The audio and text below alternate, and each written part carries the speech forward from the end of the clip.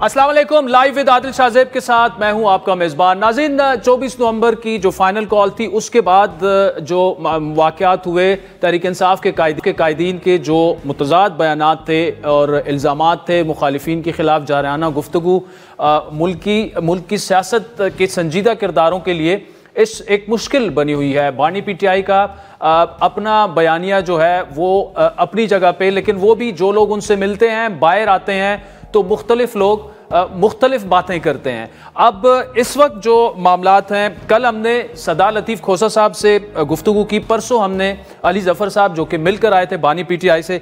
सदा लत साहब से ये पूछा मैंने कि जो बुशरा बेगम की तर्जुमान हैं मशाल यूसुफजई, उन्होंने गार्जियन को जो स्टेटमेंट दी और उस पर जो मरकज़ी क़यादत थी तहरीक इंसाफ की, वो लोग जो कि 25-25, 30-30 सालों से इमरान खान के साथ हैं, उनके लिए वो बड़ी डिग्रेडिंग स्टेटमेंट थी कि जो मरकज़ी क़यादत है हमारी वो नाअहल है, और इसके अलावा जो बहुत से लोग जो हैं वो उनके ताने बाने इस्टेब्लिशमेंट से जाके मिलते हैं। तो इस सवाल के जवाब में लतीफ़ खोसा साहब ने क्या कहा, ज़रा सुनिए। बुशरा बेगम की तर्जुमान है मशाल यूसुफजई, उन्होंने एक दफ़ा फिर दोहराया कि मरकज़ी क़यादत जो है वो नाअहल है और बानी PTI के करीबो साथी जो हैं वो मशकूक हैं, उन पर तहफ़्फ़ुज़ात का इजहार भी किया है। जी बिल्कुल भी नहीं है, ऐसी बात नहीं है। तर्जमान बुशरा बेगम खुद भी बोलती हैं, और जब उन्हें चाहता है, दिल करता है, या जब वो समझती हैं तो वो अपना खुद बोल सकती हैं। ऐसी बात नहीं है कि उनकी ज़बान पर कोई तालाबंदी हुई भी है। उनको किसी मशाल बीबी जैसी कोई तर्जमान की ज़रूरत नहीं है। सो एक बात तो ये है कि किसी तर्जमान की मैं बात को सुनने को तैयार नहीं हूँ, ना मानने को तैयार हूँ। वो कह रहे हैं कि वो खुद ही हैं, लेकिन बुशरा बेगम की तर्जुमान का गार्जियन जैसे आलमी इदारे को, मीडिया ग्रुप को इंटरव्यू देना और उसका बुशरा बेगम की तरफ से डिनाइल नहीं आया, यकीनी तौर पर वो उनकी तर्जुमान है। इसके अलावा जो हुकूमत की अगर बात की जाए तो पहले हुकूमत ने कहा कि कोई बुलेट नहीं चली, लेकिन उसके बाद जो है राना सनाउल्लाह साहब ने कहा कि जी हमारे ही प्रोग्राम में कि जी 10 से 12 हुई हैं, हलाकतें हुई हैं। और साथ में फैसल वाडा साहब जो हैं, जो कि वैसे तो आज़ाद सेनेटर हैं लेकिन हुकूमत की हिमायत करते हैं हर मामले में, लेकिन वो कड़ी तनकीद का निशाना बना रहे हैं गवर्नमेंट को कि जी इनसे ये डिफेंड नहीं होता, पहले इन्हें बोलना चाहिए था, गोली चली, अगर चंद लाशें गिरी हैं तो उसको ये लोग डिफेंड नहीं कर सकते। बल्कि कल तो उन्होंने एक बात की कि जनाब जो PMLN की गवर्नमेंट है वो ख़त्म शुद्ध ब्रांड है, लोग उनकी सच्ची बात पर भी यकीन नहीं करते, नए चेहरों की ज़रूरत है। क्या कहा, ज़रा उन्होंने सुनिए। कम तरीन सतह है आज महंगाई की, सारे इंडिकेटर अच्छे हैं, लेकिन गवर्नमेंट का इंडिकेटर जो माइनस में जा रहा है। क्यों? ब्रांडिंग। ठीक है, इन पे कोई यकीन करने को तैयार ही नहीं है। ठीक काम भी करे, कसम भी खाए, कुरान भी उठाएं तो यकीन करने को तैयार नहीं। मुस्लिम league known is a bad branding. नहीं, बैड ब्रांडिंग नहीं, शेल्फ्ड, डाइड, फिनिश्ड, ओवर। ये सारा सेटअप जो आपने लगाया हुआ लाशों का, डेड बॉडी जो सियासी, नए लोग आएंगे तो ये ठीक होगा सर, खुदा का वास्ता है। नए लोग आएंगे तो ये ठीक होगा। चंद दिन पहले बिलावल भुट्टो साहब से फैसल वाडा साहब मुलाकात कर चुके हैं। उसके बाद फैसल वाडा साहब ने यह भी कहा कि नौजवान लीडर हैं, उनके दादा ने कुर्बानी दी, उनकी वालदा ने कुर्बानी दी, पीपल्स पार्टी एक बड़ी पार्टी है। और उसके फ़ौरन बाद बिलावल भुट्टो साहब जो हैं वो आज मौलाना फजलुर रहमान से भी मिलते हैं। तो कुछ ना कुछ पर्दे के पीछे क्या वाकई कुछ चल रहा है, क्योंकि फैसल वाडा साहब पेशन गोइयाँ जो भी करते रहते हैं वो अक्सर दुरुस्त साबित होती हैं। उसके अलावा लेकिन ये भी अगर देखा जाए कि जो ऑप्टिक्स हैं गवर्नमेंट के, जो मतलब पिछले 78 माह में सबसे कम इन्फ्लेशन की अगर उसकी बात की जाए, इंडिकेटर की बात की जाए, या वज़ीर आज़म शहबाज शरीफ का मोहम्मद बिन सलमान से 6 महीने में 5वीं बार मिलना, ये क्या रिफ्लेक्ट कर रहा है? क्या ये गवर्नमेंट पर और उन पर एतमाद शो कर रहा है? तो तफसीली गुफ्तगू करेंगे। हमारे साथ मौजूद हैं तहरीक इंसाफ के जनाब शौकत यूसुफजई साहब और पंजाब हुकूमत के तर्जुमान कौसर काज़मी साहब हमारे साथ मौजूद हैं। शौकत साहब, पहले तो ये बताइएगा, ये जो कुछ हो रहा है, जो इख्तिलाफात सामने आ रहे हैं, उसमें हमने देखा कि एक बड़ा किरदार जो है, जो अलीमा खान की स्टेटमेंट्स अदा करती हैं या बुशरा बेगम की जो तर्जुमान है उनकी स्टेटमेंट्स अदा करती हैं, और दोनों बार बार जो हैं, यानी मुझे पता है आप 1996 से इमरान खान के साथ हैं, यानी आप जैसे रहनुमाओं को क्या ये फील नहीं होता कि ये डिग्रेडिंग स्टेटमेंट्स हैं, इनका पार्टी से कोई लेना देना नहीं है, कोई ओहदा इनके पास नहीं है, لیکن یہ اٹھ کے یہ کہہ دیں کہ جی سارے یہ اسٹیبلشمنٹ سے ملے ہوئے ہیں اور ہماری ساری قیادت جو ہے وہ نااہل ہے ہمارے علاوہ. بسم اللہ الرحمن الرحیم. بہت شکریہ. دیکھیں یہ بڑی افسوس کی بات ہے کہ اپنی لیڈرشپ کو ہم یہ کہیں کہ جی کمپرومائز ہے. اگر کمپرومائز ہے تو پھر یہ ان کو پھر ہٹا دینا چاہیے تھا. اس طرح کی باتیں کیونکہ ان پہ خان صاحب نے اعتماد کیا ہے. اگر خان صاحب نے اعتماد کیا ہے تو پھر دوسرے لوگ کہاں سے آ گئے ان پہ انگلی اٹھانے والے.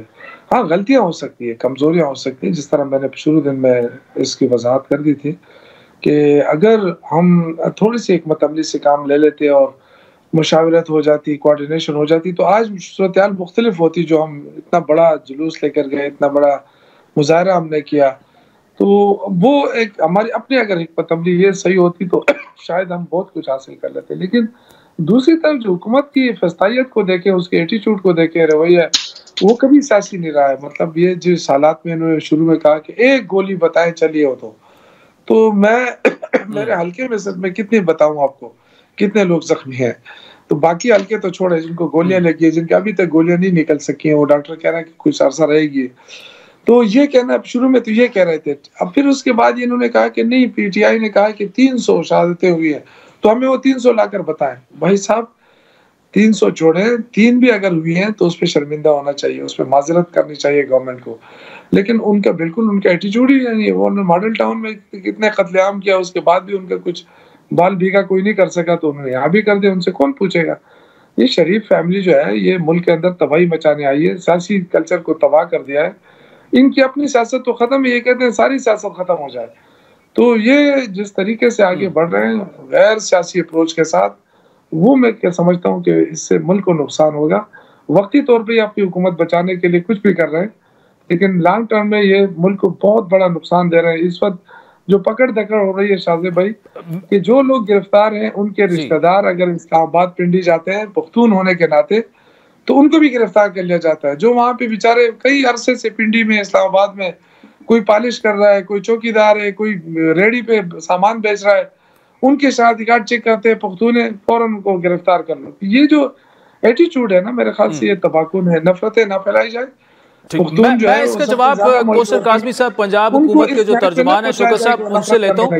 کاظمی صاحب جو شوکت یوسفزئی صاحب نے اپنی پارٹی پہ تنقید کی وہ تو ان کا انٹرنل ایک معاملہ ہے, لیکن وہ جو یہ بات کر رہے ہیں کہ جی زیادتی ہمارے ساتھ ہوئی ہے, دیکھیں 300 یا 3, لیکن 3 بھی کیوں, تو گورنمنٹ کو یہ مطلب کم از کم یہ تو نہیں کہنا چاہیے کہ بالکل ایک بھی اس میں ہلاکت نہیں ہوئی. رانا صاحب یہ مان چکے ہیں. اور دوسرا جو بڑی سیریس بات شوکت صاحب کر رہے ہیں کہ جو اسپیشلی اسلام آباد میں پشتونوں کی پکڑ دھکڑ ہو رہی ہے, اور اس پر ایمان مزاری کی ایک ویڈیو بھی سامنے آئی ہے, کل حامد میر صاحب نے بھی اس پر ایک ٹویٹ کی ہے. تو یہ جو آپ کی مرکزی حکومت ہے اس کو جواب دے تو ہونا چاہیے اور ہونا پڑے گا ان تمام معاملات پر. عادل, سب سے پہلے تو مفروضوں پہ جو باتیں ہوتی ہیں نا, ان کا کوئی سر پیر نہیں ہوتا. میں ایک جگہ سن رہا تھا, عمر ایوب صاحب جو گن فائر کی گنوں کی حوالے سے بتا رہے تھے کہ یار یہ اس طرح کی گنز ہوتی ہیں, یہ اسپیسیفکیشن ہے ان کی, 1 سیکنڈ میں اتنی گولیاں برساتے ہیں. آپ نے کیا ان کی آواز نہیں سنی؟ تو ہم بھی تو یہی کہہ رہے ہیں بھائی, وہ جو فوٹیجز ہیں جس کے اندر لوگ دکھائی دے رہے ہیں, لائٹ مشین گنز ان کے ہاتھ میں ہیں, کیلوں والے ڈنڈے ہیں, آنسو گیس کے شیل ہیں, برازیلین ٹائپ کوئی آنسو گیس ان کے ہاتھ میں اٹھائی ہوئی تھی.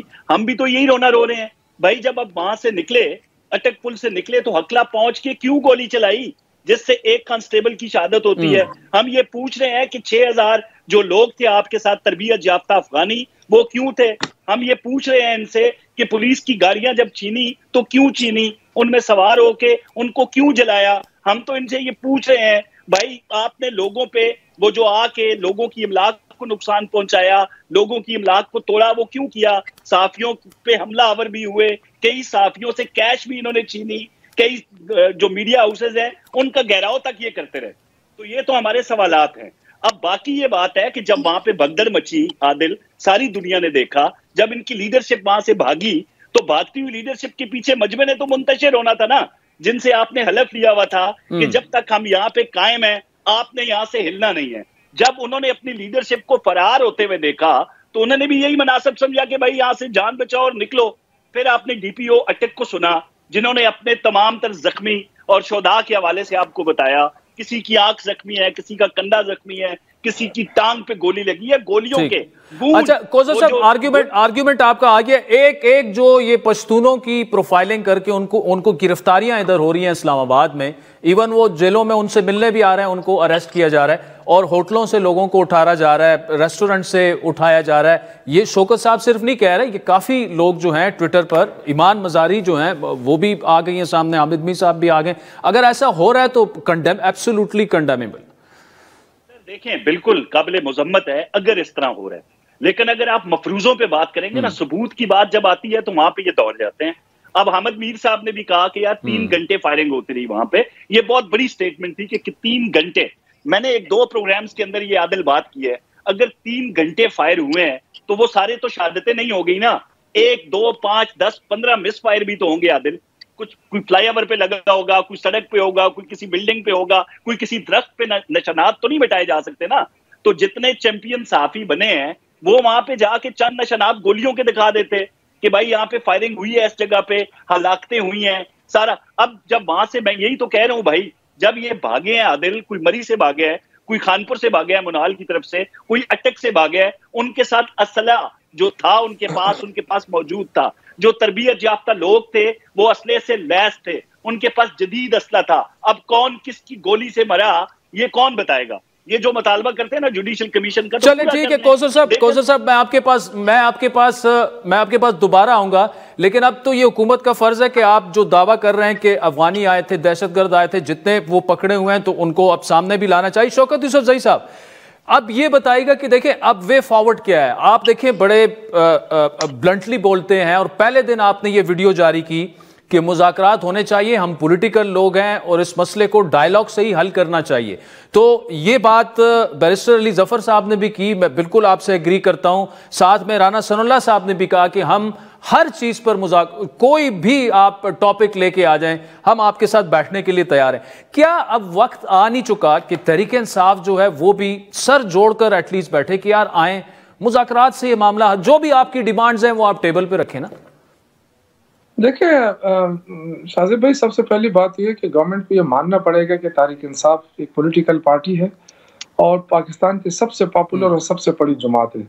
دیکھیں اگر ایک پرائم منسٹر اٹھ کے یہ کہتا ہے اپنی کیبنٹ میں کہ جی یہ تو دہشت گرد ہے اور ہم نے ان کا صفایا کر دیا اور ہم اب ان کا پیچھا کریں گے، تو پھر آپ کیسے کہہ سکتے ہیں کہ ہم ان کے ساتھ مذاکرات کے لیے تیار ہو جائیں؟ پہلی بات تو یہ ہے. دوسری بات یہ کہ انہوں نے جو ہے ہمارا بھی صرف اعلان ہوا تھا، اور اعلان کے ساتھ ہی وفاقی وزراء 4-5 کانفرنسیں کرتے تھے اور اس میں آ کے یہی کہتے تھے کہ اٹک پار کر کے دکھائے اور یہ ڈی چوک آ کر دکھائے. تو دیکھیں ہم پولیٹیکل لوگ تھے، ہم چلے گئے ڈی چوک تک بھی پہنچ گئے. حالانکہ مجھ سے پوچھے تو میں اس کے حق میں نہیں ہوں نہ تھا، لیکن پہنچ گئے. تو یہ کیا اتنا بڑا جرم تھا؟ ڈی چوک پہ کوئی خزانہ لوٹنے گئے تھے، ہم زیادہ سے زیادہ وہاں جا کے پرامن بیٹھ جاتے. تو انہوں نے جو کچھ کیا، گولیاں چلائی، زخمی ہوئے لوگ، یہ مان ہی نہیں رہے تھے، اس لیے کہ ان کا انفارمیشن منسٹر کو پتہ ہی نہیں ہے کہ کیا ہو رہا ہے اس ملک میں. دوسرا جو ہے نا، دیکھیں حامد میر ان کے لیے بڑا قابل احترام تھا، لیکن جب وہ سچ بولا تو وہ کہتا ہے جی وہ اس کے خلاف بھی کارروائی ہو سکتی ہے. یہ اسی طرح گاڑیاں توڑی گئیں، جو غریب لوگ تھے ہمارے ساتھ گئے تھے، جو لوگوں کو لے کے گئے تھے، وہ تو کرائے کی گاڑیاں تھی، وہ ساری توڑ دی گئی. وہ کس نے توڑی؟ تو یہ اس کا جوڈیشل کمیشن ہونا چاہیے، ایک انکوائری ہونی چاہیے. یہ کہنا ہے کہ کچھ بھی نہیں ہوا ہے، ہونی چاہیے. لوگوں کے گھر اجڑ گئے ہیں، لوگ 12 بندے تو مرے ہیں نا. اس کے علاوہ جو ہمارے رینجرز شہید ہوئے ہیں، جو ہمارے... چلیں شوکت صاحب بالکل جوڈیشل کمیشن میں آپ سے ایگری کرتا ہوں، وہ بالکل بننا چاہیے. کاظمی صاحب، یہ فیصل واڈا صاحب جو کہہ رہے ہیں کہ مسلم لیگ نون جو ہے ختم شد برانڈ ہے، کوئی ان کی بات پر یقین نہیں کرتا، نئے چہرے آنے چاہیے، یہ کہاں سے یہ باتیں کر رہے ہیں؟ کس لیے کر رہے ہیں؟ کیا حکومت کو کوئی پریشانی ہے ان کی جو باتیں ہیں وہ؟ عادل، مجھے بڑی حیرت ہوتی ہے کہ یہ نجومیوں والی باتیں ہیں. فیصل واڈا صاحب تو بڑی پیشن گوئیاں دیتے رہتے ہیں، لیکن بڑی حیرت ہوتی ہے کہ یار آپ اس جماعت کو ختم شد، پتہ نہیں کب سے یہ جاری ہے کہ نواز شریف کی سیاست ختم ہو گئی، مسلم لیگ نون کی ختم ہو گئی.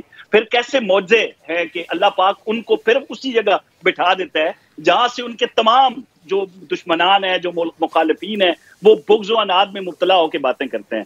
آج پتہ ہے چینل کی ہیڈ لائن عادل کیا ہونی چاہیے تھی؟ اس پرتشدد قسم کے ماحول کے اندر جہاں پہ ہر طرف انتشار ہے، آج پنجاب کی وزیر اعلیٰ نے جو کمال کیا ہے، تاریخ میں پہلی دفعہ سب سے بڑا اسکالرشپ منصوبہ دیا ہے ہونہار جو اسکالرشپ آیا ہے اس کے لیے تقریباً 68 شعبوں میں 30,000 طلبہ کو اسکالرشپ دیا جائے گا عادل, اور 65 پبلک یونیورسٹیز ہیں اور 12 میڈیکل کالجز, 359. نہیں بالکل, جو بھی اچھا کام ہو اپریشیٹ ہونا چاہیے, بالکل ہونا چاہیے. لیکن یہ واڈا صاحب کیوں نہ, دیکھیں واڈا صاحب تو ہیں تو آزاد سینیٹر, لیکن دیکھیں وہ ہیں تو اتحادی ٹائپ نا, اور آپ کو پتا ہے کہ ان کا تعلق کہاں سے ہے, ہیں تو وہ آزاد سینیٹر. تو وہ جو یہ باتیں کر رہے ہیں تو کچھ نہ کچھ تو پردے کے پیچھے ہوگا. بلاول صاحب سے ملے, پھر بلاول صاحب آج مولانا سے بھی ملے. لیکن جب آپ کا انحصار سوشل میڈیا پہ آ جائے نا سارا, تو اس قسم کی خبریں آپ سوشل میڈیا سے ضرور لیتے ہیں, اور سوشل میڈیا بھی وہ جو فورن فنڈڈ سوشل میڈیا ہے. اب میں آپ کو پورے وثوق سے کہہ سکتا ہوں کہ اس وقت پی ٹی آئی کی مین لیڈرشپ سمیت ان کے جو بڑے اکاؤنٹس ہیں وہ فورن سے آپریٹ ہو رہے ہیں. خان صاحب خود ٹویٹس نہیں کر رہے, اور وہ کون لوگ ٹویٹ کر رہے ہیں میں تو یہ سمجھتا ہوں اور برملا اس کا اظہار کرتا ہوں, جو ان ٹویٹس کو چلا رہا ہے نہ وہ کوئی ٹھیک طریقے سے مسلمان ہے, نہ وہ کوئی ٹھیک طریقے سے انسان ہے, نہ کوئی محبان پاکستان ہے. اس میں کوئی دوسری رائے نہیں ہے. کس طریقے سے یہ ریاست کے خلاف چلیں کوثر کاظمی صاحب, شوکت یوسف, آپ کا بہت بہت شکریہ, thank you so much for joining us. رازین, بریک کے بعد ہمیں جوائن کریں گے پاکستان کے سینئر صحافی سید طلعت حسین صاحب, ان سے تجزیہ لیں گے ہمارے ساتھ.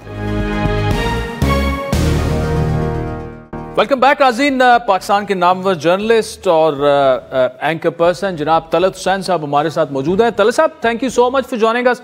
یہ جو ہم پی ٹی آئی کی ان فائٹنگ اس وقت دیکھ رہے ہیں, خصوصاً 24 نومبر کا جو فائنل کال تھی وہ فائنلی تقریباً ڈیڈ ہو چکی ہے, اس کے بعد کیا پی ٹی آئی اس سے نکل پائے گی؟ کیونکہ دو اب ہمیں پاور سینٹرز نظر آ رہے ہیں, ایک طرف بشرا بی بی ہیں, ایک طرف علی امین ہیں, دوسری طرف جو لائرز رہنما ہیں وہ ہیں, اور چوتھا جو ان کا گروپ ہے وہ جناب جو پولیٹیکل لیڈرز جو عمران خان کے ساتھ ابھی تک چلتے آئے ہیں, جن میں شوکت یوسف زئی صاحب جیسے لوگ شامل ہیں.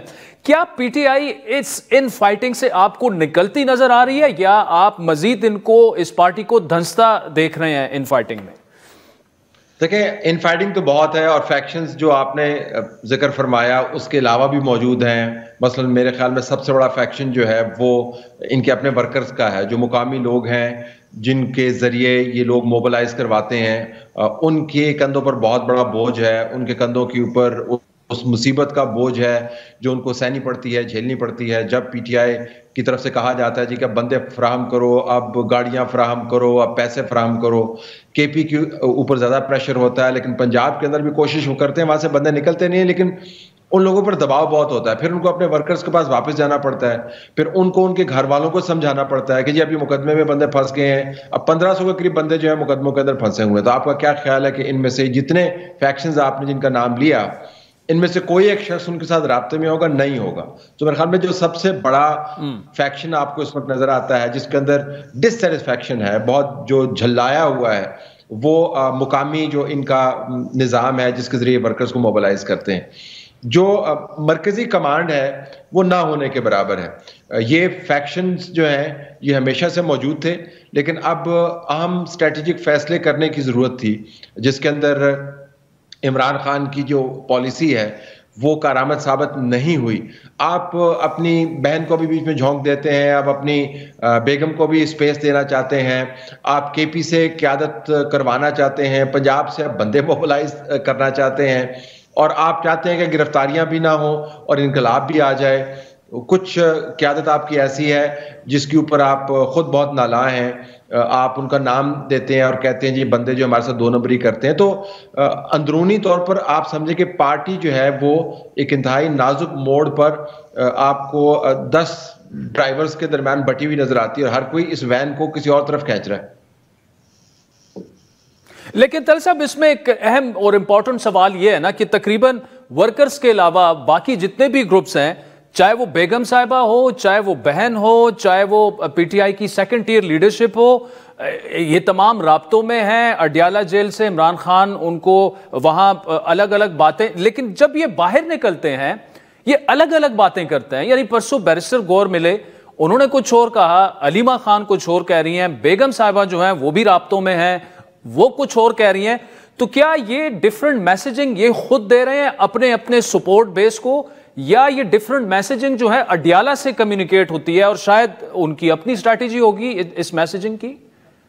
اس کو ہم کہتے ہیں میسج ڈسٹورشن. یعنی جب آپ پیغام لیتے ہیں اس کے بعد پیغام جو پہنچاتے ہیں اس کے درمیان جو ڈسٹورشن ہوتی ہے اس سے پیغام کی نوعیت تبدیل ہو جاتی ہے. ایک تو پیغام بھی بڑا مبہم ہے کہ بھائی اگر آپ نے اپنی غیر موجودگی میں کسی ایک شخص کو یا ایک کمیٹی کو حتمی طور پر امپاور کیا ہوتا تو آج یہ مسائل تو نہ ہوتے.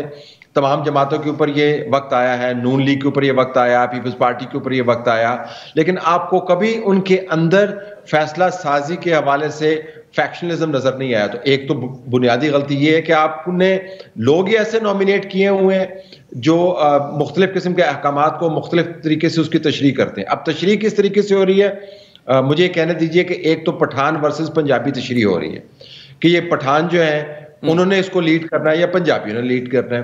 پھر پٹھان کے اندر بھی آپ کو ایک ٹسل نظر آ رہی ہے کہ آپ نے ساؤتھ کے پٹھان نے لیڈ کرنا ہے یا سینٹرل کے پٹھان نے لیڈ کرنا ہے یا آپ نے نارتھ کے پٹھان سے لیڈ کروانا ہے. تو عمر ایوب کو جو ہے وہ ہزارہ والا خود پشتون ہے، آپ سمجھتے ہیں کہ ان کی ویسے ہی کوئی شنید نہیں ہوتی مرکز کے اندر. ساری کی ساری پارٹی میں سے بندے آپ نے نکالنے مرکزی ضلعوں سے قیادت آپ نے لی ہوئی ہے ساؤتھ کی. پنجاب کے اندر اگر آپ آ جائیں تو مرکز آپ کا مکمل طور پر فارغ ہے. اٹک سے لے کے لاہور تک آپ کو کوئی قیادت نظر نہیں آتی. لاہور میں جو اپنے بندے بٹھائے ہوئے ہیں وہ بتی چوک سے آگے نہیں نکل سکتے. پھر آپ کا ایک بہت بڑا کیچمنٹ ایریا ہوتا تھا ساؤتھ پنجاب. ساؤتھ پنجاب میں شاہ محمود قریشی کے جانے کے بعد آپ نے کوئی قیادت سامنے لائی نہیں ہے. تو کہنے کا مقصد یہ ہے کہ یہ ریجنل ڈویژنز بھی ہیں. پھر خاندانی ایک فلٹر بھی ہے جس کے اندر استعمال ہو رہا ہے. علیمہ جو ہے ان کو پتہ ہے کہ بشرا داؤ مارنے کی کوشش کر رہی ہے اور سب کو پتہ ہے کہ بشرا چاہتی ہے کہ عمران خان کی جو بھی لیگیسی ہے یا جو بھی اس کے سر کا تاج ہے وہ بشرا پہنے. علیمہ نے کبھی بشرا کو ایکسیپٹ نہیں کیا. ان کا خیال ہے کہ یہ جونی کم لیٹلی ہے، یہ کیوں توڑ کے آئی ہے اور یہ سارا کچھ جو ہے اب لپیٹ کے لے جائے گی. اب وہ وہاں پر اصرار کر رہے ہیں. جو بیرسٹر صاحب ان کو میں ابھی بیان دیکھ رہا تھا وہ کہہ رہے ہیں علیمہ کی کوئی پارٹی میں حیثیت نہیں ہے، ہم خود فیصلے کرتے ہیں. علیمہ کی حیثیت نہیں ہے. علیمہ سب سے بڑی میسجنگ کرتی رہی ہے عمران خان کے آگے. تو میرے خیال میں یہ جو میسج ڈسٹورشن ہے جن فلٹرز میں سے میسج گزرتا ہے اس کی وجہ سے میسج تباہ کن حد تک ڈیوائیڈڈ نظر آتا ہے. ڈیوائیڈڈ نظر آتا ہے. اچھا یہ آخری کارڈ کیا ہو سکتا ہے طلعت صاحب؟ لاجیکلی سپیکنگ اگر بات کریں، دیکھیں فائنل کال تو ہو گئی، اس کے بعد تو اب سپر فائنل کال تو آ نہیں سکتی، لیکن وہ کہہ رہے ہیں میرے پاس ابھی بھی آخری پتہ ہے، ٹرمپ کارڈ وہ ہو سکتا ہے، آخری کارڈ وہ ہے. کیا ہو سکتا ہے وہ آخری کارڈ؟ یا وہ ویسے ہی اب اس وقت ایک اگریسو ٹون بنانا چاہ رہے ہیں تاکہ ورکرز کا جو مورال گرا اس پورے ایپیسوڈ کے بعد وہ برقرار رہے یا وہ تھوڑا سا بوسٹ اپ ہو؟ یہ آپ نے شرارتن ٹرمپ کارڈ کا ہے یا انگریزی کا ٹرمپ آپ نے استعمال کی؟ نہیں میں سر وہ دونوں انگریزی کے ہی ہیں، آپ جو بھی سمجھ لیں. ویسے کہہ رہا آپ نے ٹرمپ کارڈ. اب تو ٹرمپ کارڈ ٹرمپ ہی رہ گیا، وہ ٹرمپ ہی رہ گیا ایک کارڈ کہ ٹرمپ کی طرف سے کوئی ایکس کے اوپر کوئی بیان جاری ہو جائے، ٹرمپ کی طرف سے کوئی سٹیٹمنٹ جاری ہو جائے کہ میرے پسندیدہ میرے چہیتے جو ہیں ان کو آپ نے کیوں رکھا ہوا ہے. اب یہی ٹرمپ کارڈ رہ گیا. اور ویسے فرینکلی یہ جو خاصہ ہے کہ میرے پاس ایک ایسا فائنل کارڈ ہے، میرے پاس ایک ایسی اسٹریٹجی ہے، یہ آپ اور میں کب سے سن رہے ہیں. جب نو کانفیڈنس کا آغاز ہوا تھا تب سے لے کر یہ جو پچھلے ہفتے یہاں پر ہنگامہ مچا اس تک ہم نے کیا مکمل طور پر نہیں یہ نہیں سنا جی کہ we have a surprise up our sleeves, ہم آپ کو بتائیں گے، ہم آپ کو سرپرائز دیں گے. دیکھا نا ہم نے آپ کو سرپرائز دیا، اور سرپرائز دیتے دیتے پارٹی تباہ ہو گئی. سرپرائز دیتے دیتے جو ورکر ہے وہ مصیبت میں گر گیا. سرپرائز دیتے دیتے وہ جیل کے اندر بیٹھے وہاں سے نکل نہیں سکتے. تو میرے خیال میں یہ ایک فساد ہے، یہ ایک بلف ہے، اور بلف ریپیٹڈلی کال ہوا ہے کہ جی ہم دیکھیں نا آپ کو پلٹا دیں گے معاملہ، اگلے 2 مہینے میں آپ دیکھیے گا یہ عمران خان باہر آنے والا ہے. نہیں آیا نا، اکتوبر نومبر کی ڈیٹس دیتے رہے لوگ. تو مجھے لگتا ہے کہ اٹ از اے ہوکس. یہ بنیادی طور پر آپ کو ایک ٹرک کی بتی کے پیچھے لگایا ہو ورکرز کو، کیونکہ اس کے علاوہ نیریٹو بلڈ کر کے ہوپ دینے کا کوئی اور طریقہ کار نہیں ہے. But I think the only Trump card he has is Trump basically. اچھا آخر میں طلعت صاحب مختصراً پلیز، ٹائم اتنا نہیں ہے لیکن ایک اہم سوال حکومت سے جڑا جو ہے، فیصل واڈر صاحب ریپیٹڈلی ایک بات کر رہے ہیں یہ ختم شد برانڈ ہے, لوگ ان کی سچ بات پر بھی یقین نہیں کرتے, ان کا کوئی چورن نہیں بک رہا اور یہ لوگ بالکل فارغ ہیں اور نئے چہرے جو ہے وہ آنے چاہیے. اب آبویسلی واڈر صاحب جو ہیں وہ جو بھی بات آج کل کر رہے ہیں, پیشن گوئیاں کر رہے ہیں, وہ تقریباً درست ثابت ہو رہی ہے. یہ جو یہ باتیں کر رہے ہیں, کیا یہ اس کو میسیجنگ سمجھا جائے؟ کیا حکومت کے لیے کوئی مستقبل قریب میں کوئی آپ کو خطرہ نظر آ رہا ہے, کچھ آپ سونگ سکتے ہیں؟ دیکھیں, if you want to smell conspiracy, Islamabad will only smell conspiracies because everybody has a conspiracy story to tell.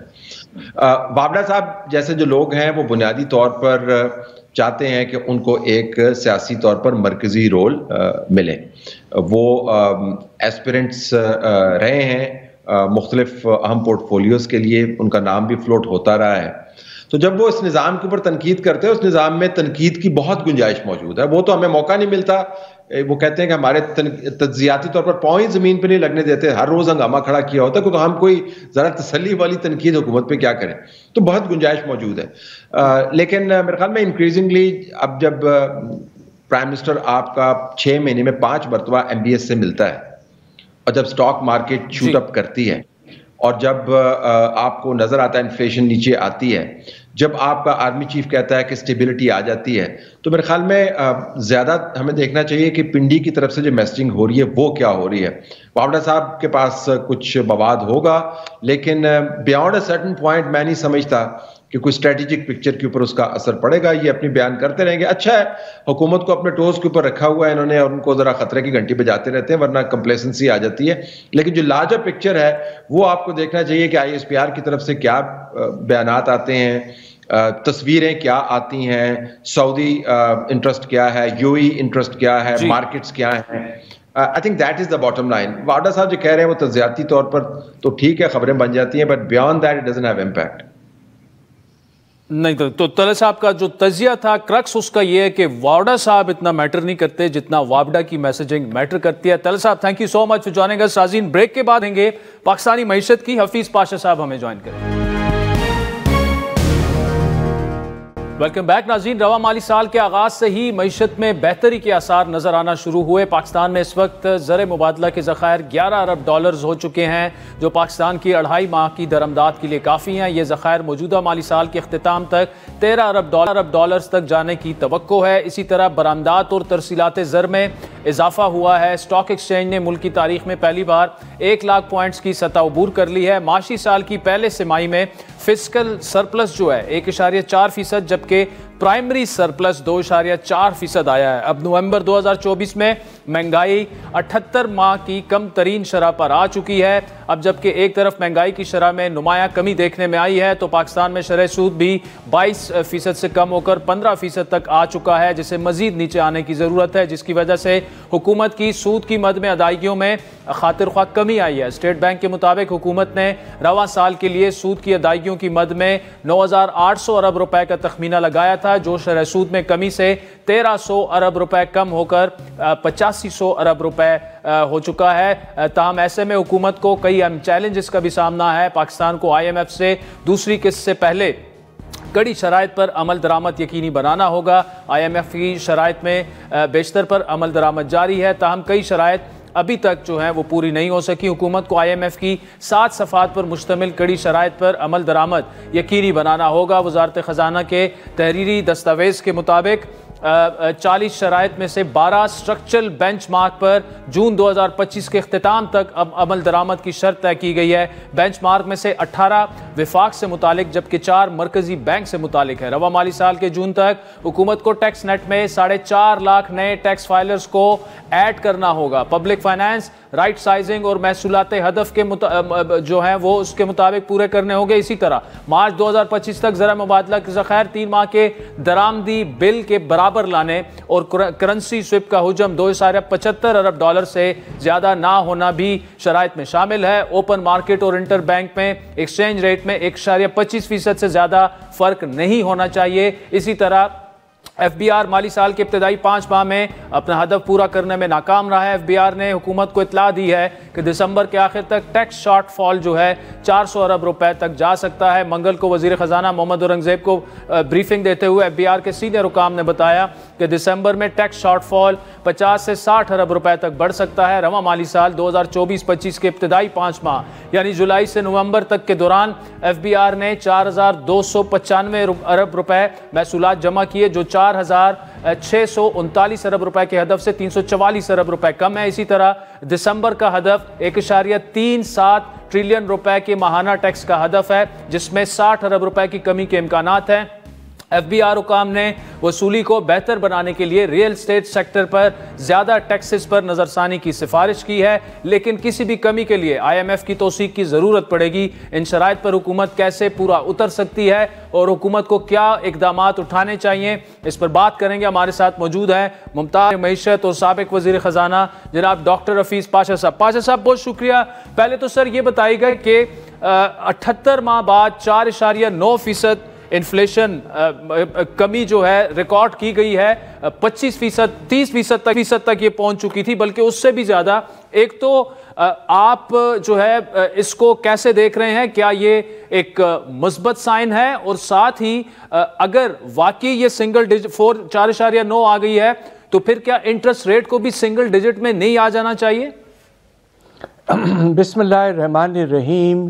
ماشاءاللہ آپ نے ایک بہت کمپریہنسو سمری پیش کیا ہے، اور آپ نے جو اب سوال کیا ہے کہ جو ہمارے ہاں افراط زر کی رفتار ہے، ماشاءاللہ اللہ کا فضل ہے کہ وہ نومبر کے مہینے میں تقریباً 5% سے بھی کم ہو گئی۔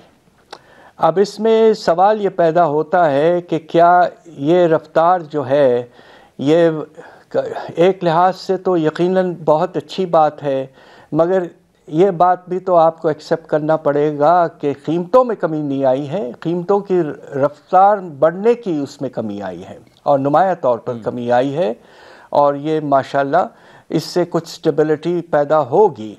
مگر اس کا ایک بہت بڑا ایفیکٹ جو ہے وہ جسے ہم کہتے ہیں اسٹیٹسٹکس میں لو یا ہائی بیس، اس کیس میں ہائی بیس ایفیکٹ ہے، اور پچھلے سال گیس وغیرہ کی قیمتوں میں بہت تیزی سے اضافہ کیا گیا تھا اس وقت، اور اس کے نتیجے میں بیس کا لیول آرٹیفیشلی بہت ہائی ہے، اس کے نتیجے میں رفتار میں واضح طور پر کمی آ رہی ہے۔ مگر یہ بھی کہتا چلوں کہ آنے والے مہینوں میں جب بیس کا ایفیکٹ کچھ کم ہو جائے گا تو خدا نخواستہ رفتار جو ہے افراط زر کی پھر 9 سے 10% تک جا سکتی ہے۔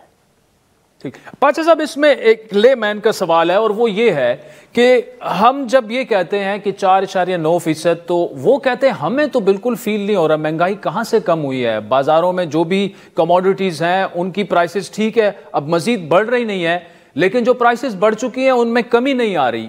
کیا ان کا یہ جو ان کی آبزرویشن ہے اس کی وجوہات آپ کو کیا نظر آ رہی ہیں اکنامکلی اسپیکنگ؟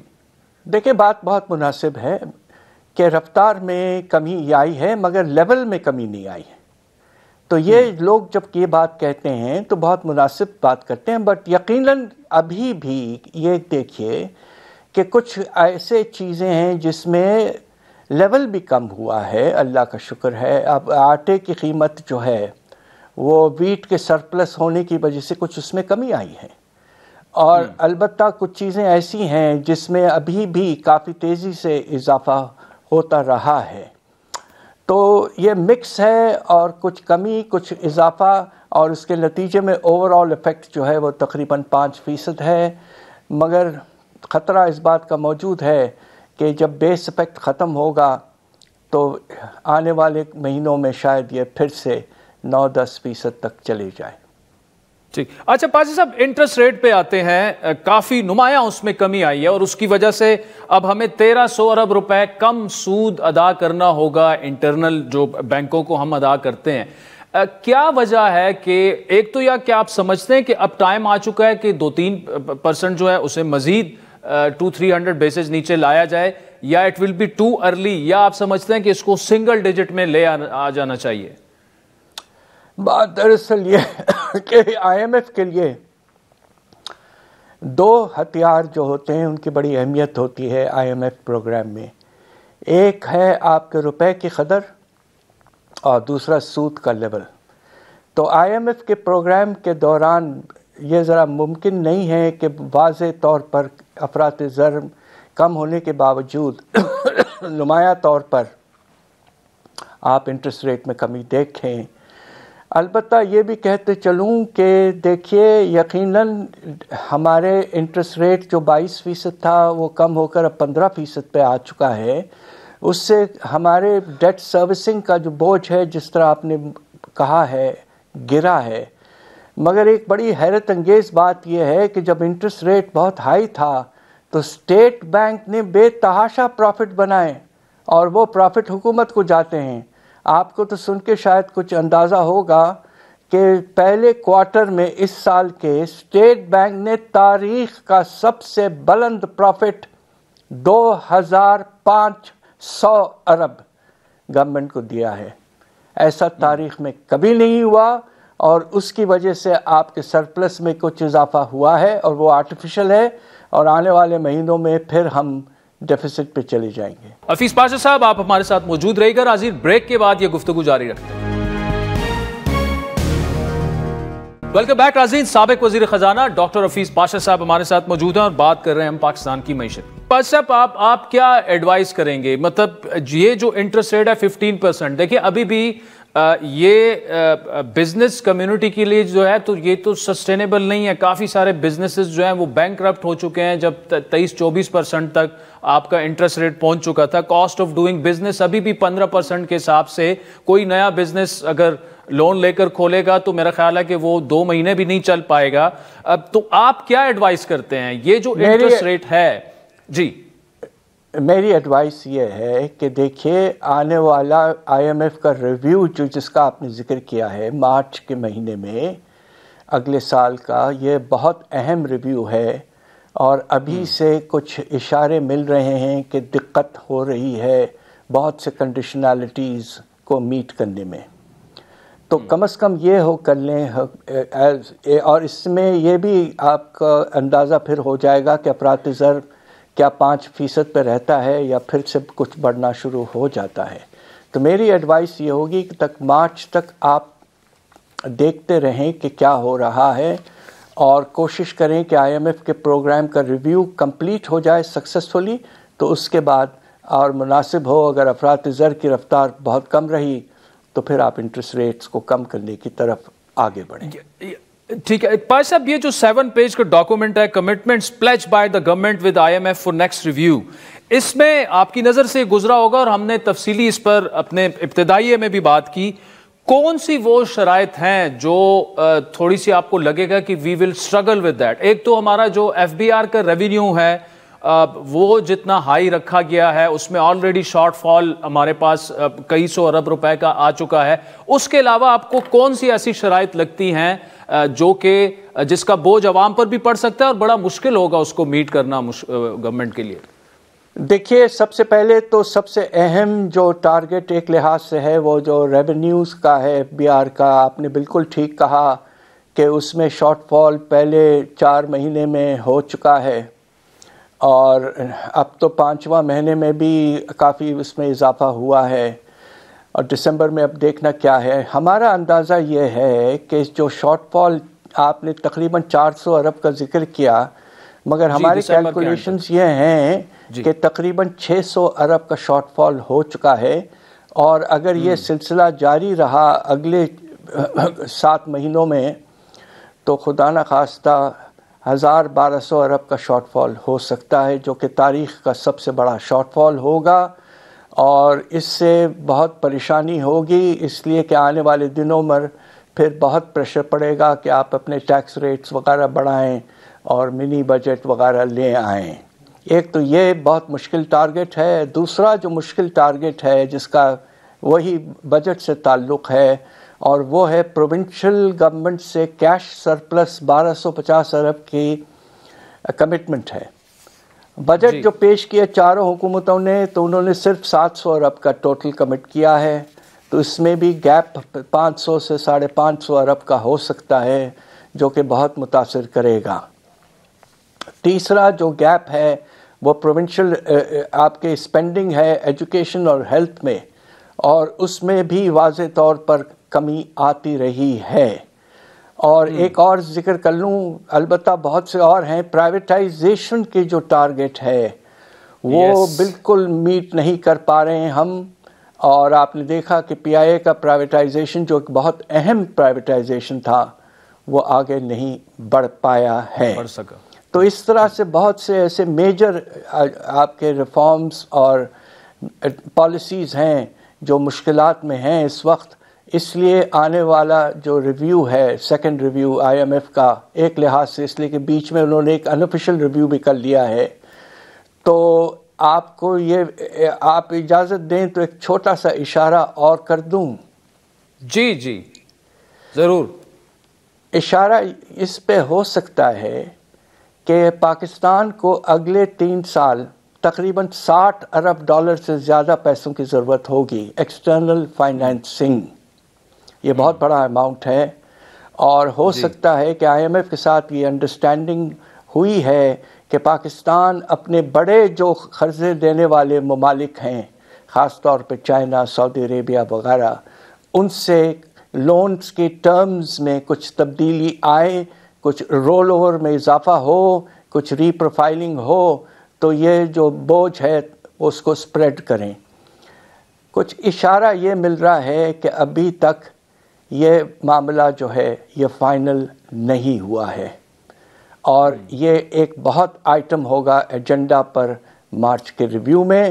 تو بس اب یہ دیکھنا ہے کہ پاکستان اگلے 3 سال کے $60 ارب سے زیادہ باہر سے پیسہ کیسے حاصل کرے گا، یہ سب سے اہم سوال موجود ہے. بہت ہی امپورٹنٹ پوائنٹ پاشا صاحب نے جاتے جاتے اٹھایا. ڈاکٹر حفیظ پاشا صاحب ہمارے ساتھ. ناظرین بہت بہت شکریہ. آج کے پروگرام پر فیڈ بیک ضرور دیجیے گا. ہمارا ٹویٹر ہینڈل ہے @عادل شاہ زیب. اجازت دیجیے، خدا حافظ.